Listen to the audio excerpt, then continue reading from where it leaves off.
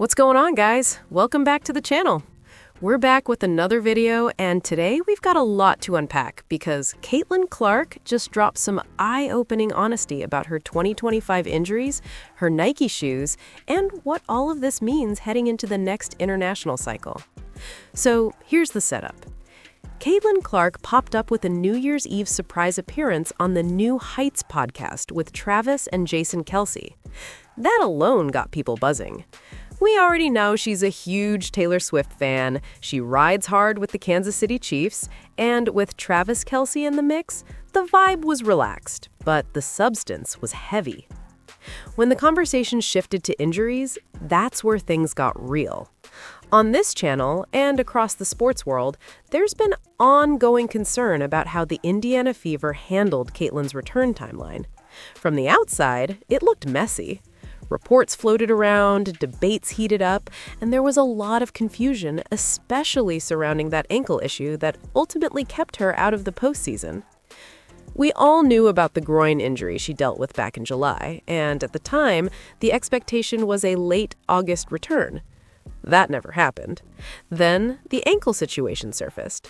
There was an incident early in August where, according to reports and fan speculation, her ankle was compromised during a practice moment involving a coach. The team never fully clarified the origin, which only fueled more questions.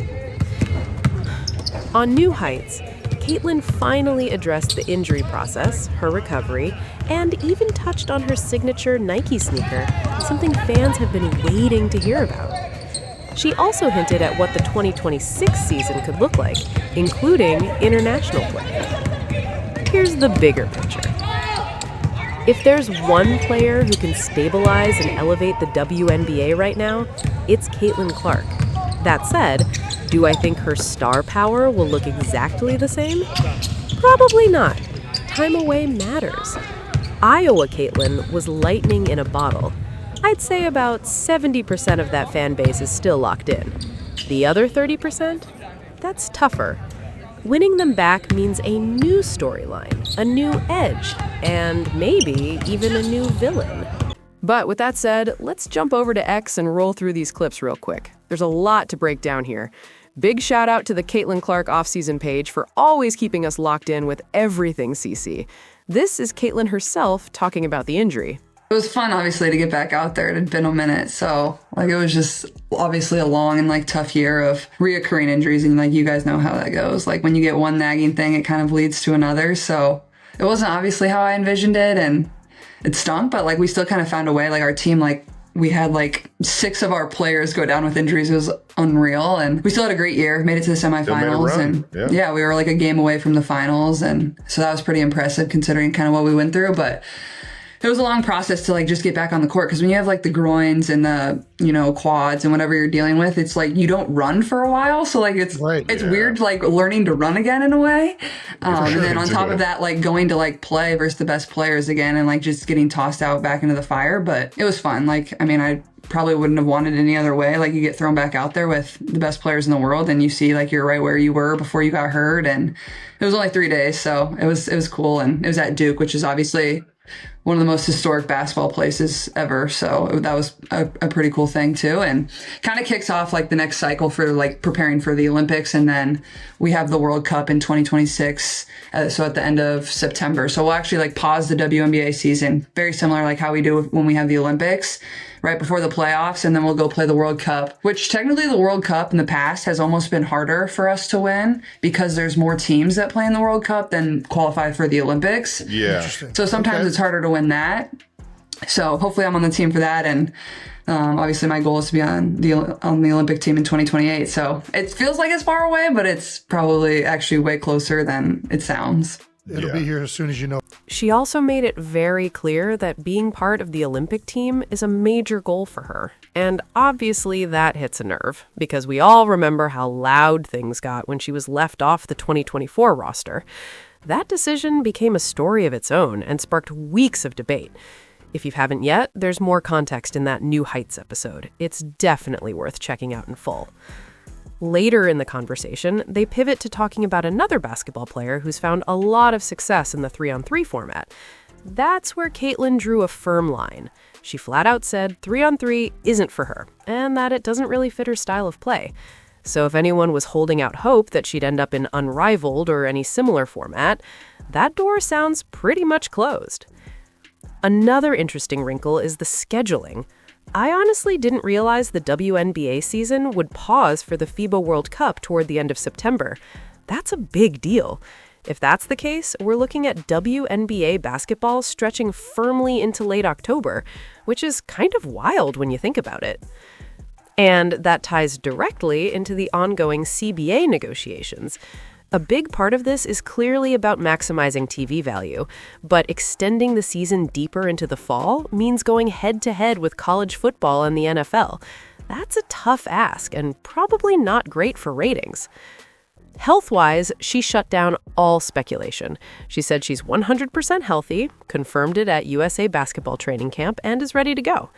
As for the CBA, I haven't heard her make any new comments on this podcast yet, but previously she's emphasized compromise and making sure games are played. Fans want basketball, and she's absolutely right about that. Now her signature sneaker.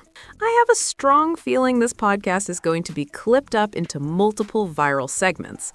One of the biggest moments, though, was Caitlin Clark finally explaining why she chose to sign with Nike. And let's be honest, this is something a lot of fans have been questioning for a long time.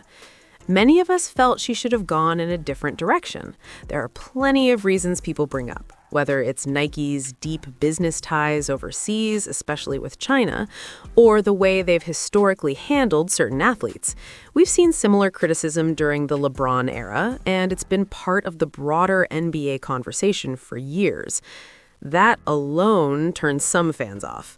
But beyond that, the bigger frustration is how Nike has handled Caitlin Clark as a brand. It genuinely makes no sense. This is the most anticipated women's basketball star in decades, and somehow she enters the league without an official logo ready to go? That's hard to defend.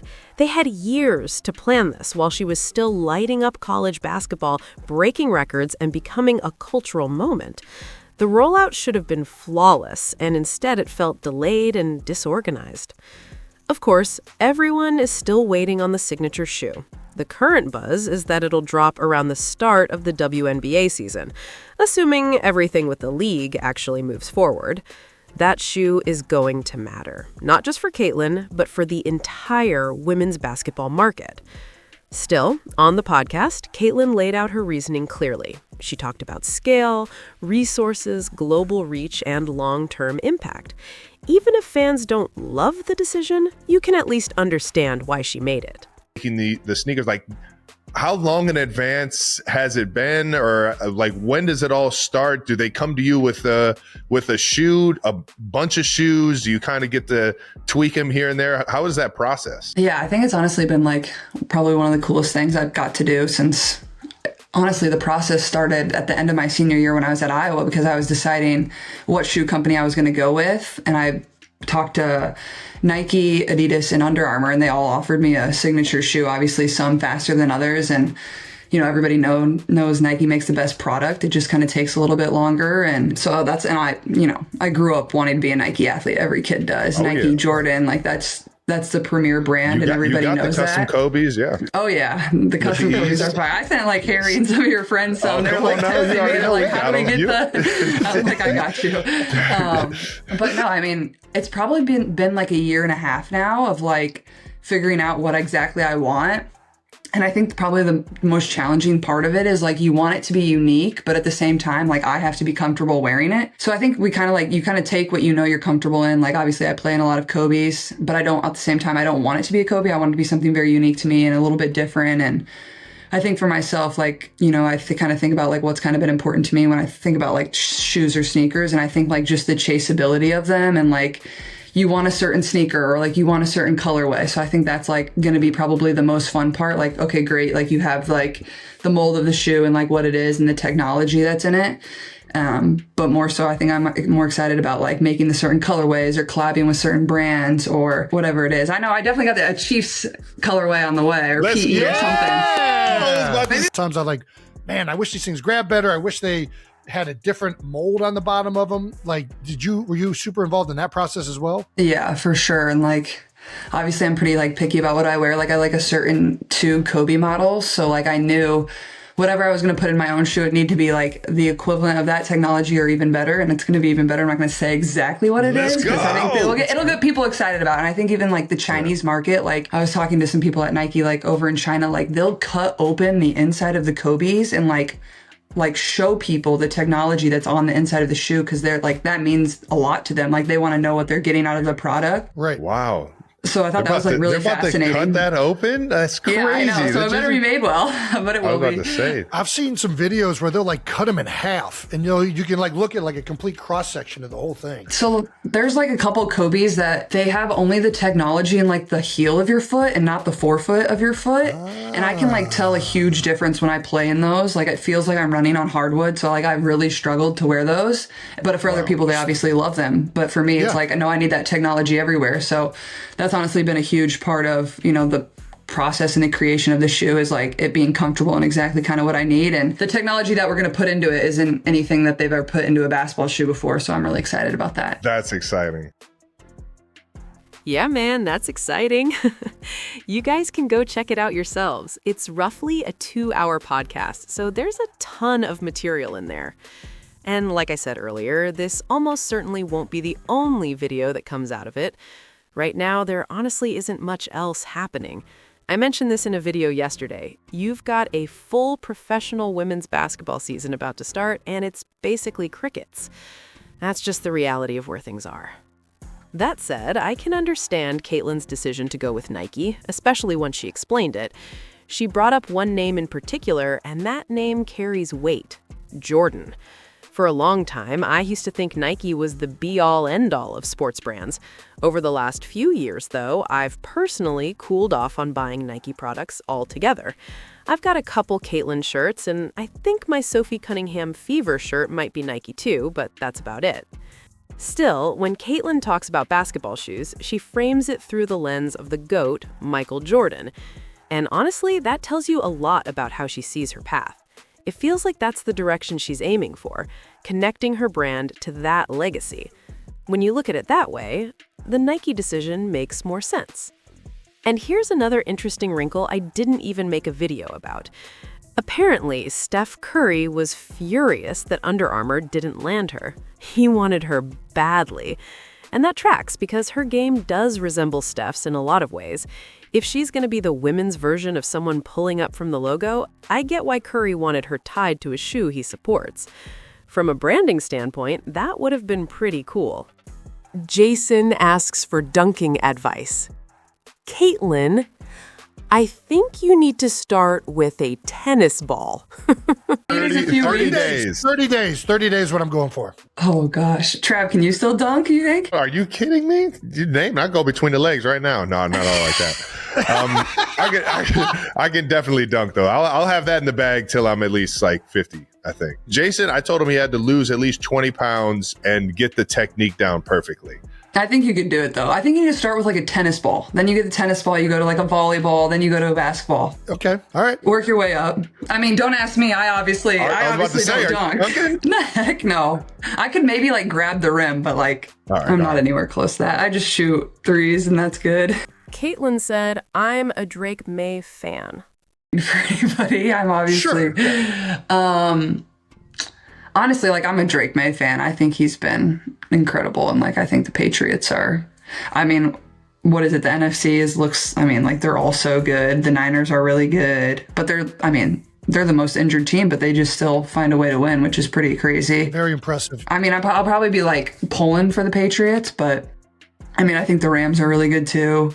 Sam Darnold seems like a good guy, so I could root for him too. But I'm about to say I could root for all of them. You already know. There's some I can't root for. Come on. I can. All right, man, I'm going to wrap it up here because there are a ton of clips from this podcast already going viral. Like I said, go watch the full episode when you get a chance. Now, let me know what you think about this video, and don't forget to like, subscribe, and turn on notifications for daily updates.